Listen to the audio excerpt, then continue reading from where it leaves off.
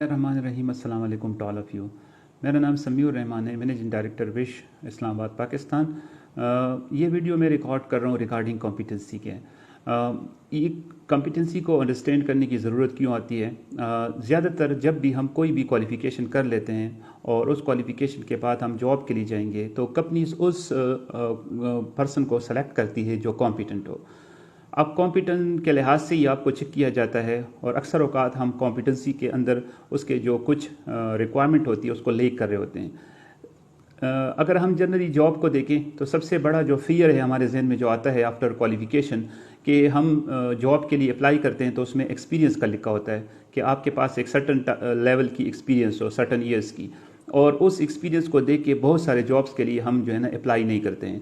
अब उसका नुकसान क्या होता है कि वो जो हम अगर अप्लाई करें और उसमें हम अपने आप को जज करें उस एप्लीकेशन से, अगर हम सिर्फ इंटरव्यू प्रोसेस से भी पास हो जाएं तो वो वाला इंटरव्यू हमारे आगे करियर के लिए एक नए इंटरव्यू के तौर के ऊपर जब हम जाएंगे किसी और इंटरव्यू में तो प्रीवियस जो इंटरव्यू होगा वो हमें सपोर्ट करेगा आगे उस के लिहाज से। जब हमारा उसके बाद कोई भी इंटरव्यू होगा, हर एक चीज़ से हम लर्न करते हैं। बहुत सारे हमारे साथ जो है ना प्रोफेशनल चीज़ें जब वाक़या हो जाती है तो उससे हम एक लर्निंग प्रोसेस से गुजर जाते हैं। और काफ़ी सारे ऐसे इदारे भी हैं कि वो एक्सपीरियंस मांगते हैं लेकिन उसके बावजूद भी अक्सर औकात वो उन लोगों को प्रेफर कर लेते हैं कि वो एक्सपीरियंस ना होने के बावजूद भी उसको कम पैकेज पे या चांस के तौर पे भी सेलेक्ट कर लेते हैं।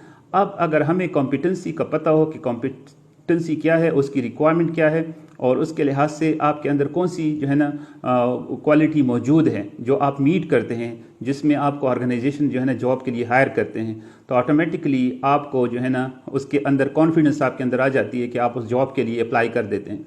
Application for job is almost 50% आपने जो है ना जॉब को अवेल कर लिया। अगर आप अप्लाई ही नहीं करते हैं तो ऐसा है कि आप 0% पे हैं। लेकिन अगर आप जब जॉब के लिए एप्लीकेशन सबमिट कर लेते हैं प्रॉपर, जिसमें आपका प्रॉपर रिज्यूम हो और उसके साथ आपकी प्रॉपर जो है ना कवर लेटर मौजूद हो और उसके साथ जो रिक्वायर्ड डॉक्यूमेंट्स है वो भी मौजूद हो जब आपसे मांगे जाते हैं, तो आप एक 50% जॉब अवेलेबिलिटी पे चले जाते हैं।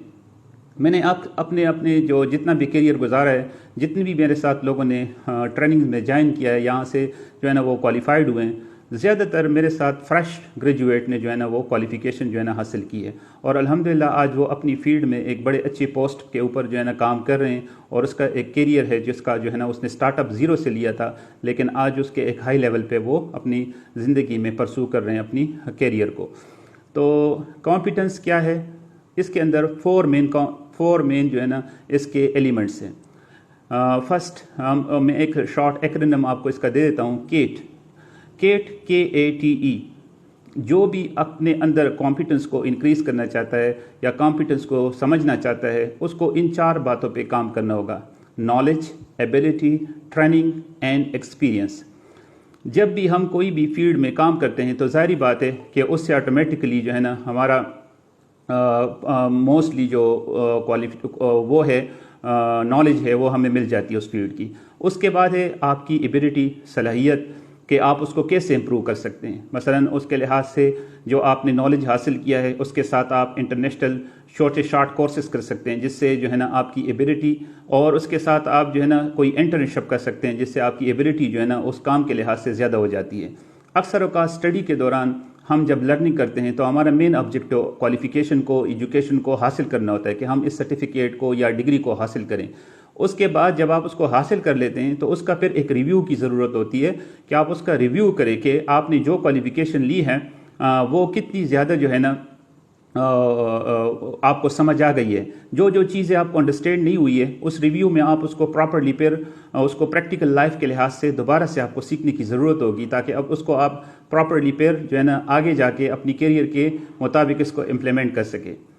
तो नॉलेज, एबिलिटी के बाद आपको फिर ट्रेनिंग की ज़रूरत होती है। अब ट्रेनिंग जो है ना उसमें उसके एक तो ये है कि आप ट्रेनिंग का प्रैक्टिकल ट्रेनिंग के लिहाज से आपको बहुत ज़्यादा कोशिश करनी होगी कि आप अपनी, अगर आपको कहीं पे कोई सैलरी कम मिल रही है या नहीं मिल रही है लेकिन आप वहाँ पे प्रैक्टिकल ट्रेनिंग के लिहाज से अपॉर्चुनिटीज़ को ख़ासकर जो है ना अच्छे इदारों में जो मल्टीनेशनल है, आपकी इंजीनियरिंग की जो भी फील्ड हो, फ़र्क करे सिविल है, मैकेनिकल है, इलेक्ट्रिकल है, मैकेट्रॉनिक्स है, जो भी आपकी सॉफ्टवेयर इंजीनियरिंग है या कोई भी आपकी डिग्री है, उसके लिहाज से आप कोशिश करें कि आपको ऑन जॉब प्रैक्टिकल ट्रेनिंग जो है ना वो लेनी चाहिए। उससे आप जब फिर प्रैक्टिकल फील्ड में आएंगे, प्रॉपर जॉब में आएंगे, तो वो वाली जो आपकी छोटी सी जो इंटर्नशिप होगी 3 मंथ्स की, 6 मंथ की, वो आपके लिहाज से आपको काफ़ी वैल्यूबल होगी। इसलिए कि जब इंसान चीज़ों को बुक में पढ़ता है, देखता है, वो उस लेवल से अंडरस्टैंड नहीं होती है जब आप उसको प्रैक्टिकली खुद परफॉर्म कर लेते हैं और फिर देख लेते हैं। तो तीसरा कंपोनेंट है कॉम्पिटेंसी का, वो है ट्रेनिंग। अब आती है बारी एक्सपीरियंस की। अब जाहिर बात है, जब आप लोग फील्ड में जाएंगे और with the passage of time आपका एक्सपीरियंस ज़्यादा होता जाएगा, तो ऑटोमेटिकली आपकी एक्सपीरियंस भी बढ़ती जाएगी और वही जॉब एक्सपीरियंस फिर आगे आपको आपके काम आएगी। पहले आप जब स्टार्ट करेंगे तो लो लेवल सैलरी से स्टार्ट करेंगे, अपनी अपॉर्चुनिटीज़ को देख के स्टार्ट करेंगे। ऑर्गेनाइजेशन हो सकता है जो आप ज्वाइन करें उसकी जो वैल्यू है वो कम हो सकता है। जैसे हम हेल्थ एंड सेफ्टी के लिहाज से देखें या किसी भी बड़े इदारे में, तो वहाँ पे पहले हम आपको कंट्रैक्टर्स के तौर के ऊपर जहाँ पे ऑर्गेनाइजेशन काम करे उसमें हमें जॉब मिल जाती है। वहाँ पे ड्यूटी सख्त होती है, सैलरी कम होती है, लेकिन आपको 1-2 साल की एक्सपीरियंस वहाँ से हासिल होके आप आगे जाके फिर उसको करियर में आगे एक अच्छे कंट्रैक्टर में आपको उससे जॉब मिल सकती है, जिसमें आपको पैकेजेस बढ़ जाते हैं। फिर ऑटोमेटिकली जब आपकी एक्सपीरियंस क्वालिफिकेशन साथ साथ बढ़ती जाती है, आप कंसल्टेंट में जा सकते हैं। फिर कंसल्टेंट में जॉब करने के बाद आप फिर क्लाइंट में जा सकते हैं, जहाँ पे आपको पैकेजेस और आपकी जो ड्यूटी है वो आसान, मतलब उसमें जिम्मेदारियाँ ज़्यादा होती है, लेकिन आपका हार्ड वर्क बनिस्बत कंट्रैक्टरों के और आपकी वैल्यू क्लाइंट और कंसल्टेंट में ज़्यादा हो जाती है।